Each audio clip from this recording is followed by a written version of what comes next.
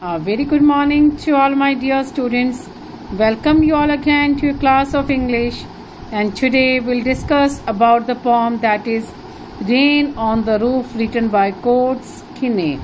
Here the poet talks about the rain that falls particularly on the roof of his house, and this aroused the memories of the poet. When the rain falls on the roof of the poet's house, and the poet's mind gets aroused by the showers falling on the tin roof. Through a number of stanzas and poetic devices, the poet has expressed his feelings.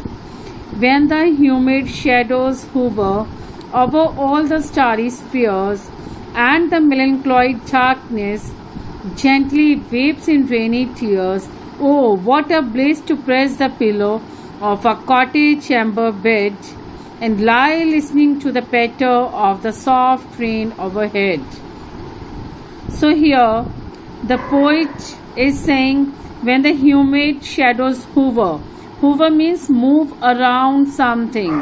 That move around something.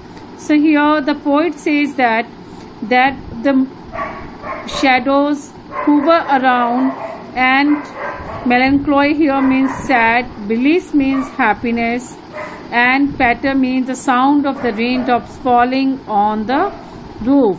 So here patter is the word that is used for the sound of the raindrops that fall on the roof. So here we say patter is a sound word, and is a poetic device. In poetic device we can say that it is the usage of onomatopoeia. It's a poetic device when some sound words are used to create a dramatic effect. So here in the first stanza the poet says that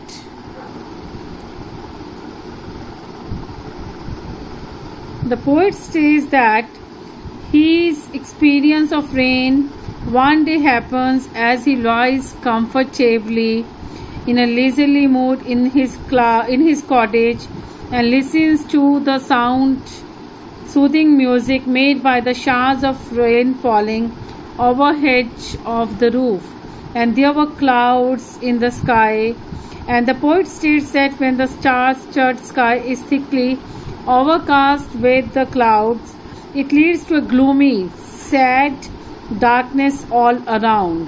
The vapors condense to form clouds that produce rain, gentle rain, and according to the imagination of the poet, the raindrops falls as the tears shed by the dense and sad darkness. The poet considers it as tears as they are shedding by the dense and the sad darkness. The poet considers it to be a heavenly, delightful, happy experience to lie in the bed, in a comfortable bed, pressing the head against the soft pillow. At cottage chamber here means his room, and listening to the music made by the showers of the rain that are falling on the roof. So here the poet is saying that lying in the cottage chamber, lying in the room on his bed and pressing the pillow, is it really a very good experience. As you can see in this picture also, the poet is lying comfortably, experiencing the rain as it is falling on the roof of his house, and there were clouds and these clouds bring gentle rain, and as previously there was a starry spheres, but suddenly the clouds hover around, and the poet describes that these rains are the tears of the dark and the dense night.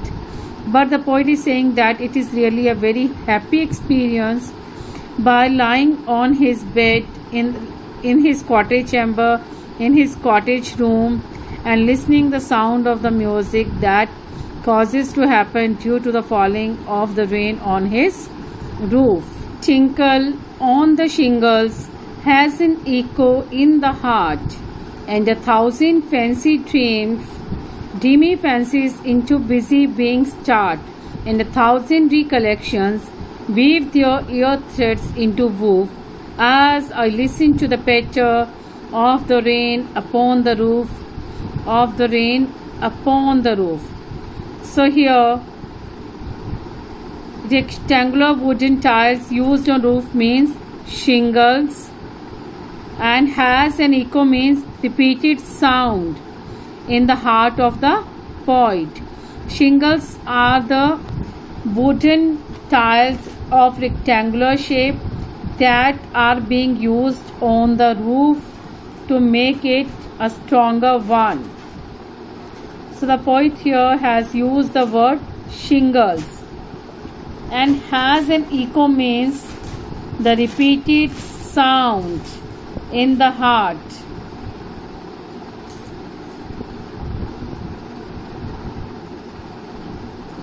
That when the rain falls on the roof, there is an echo, there is a sound in the heart of the poet.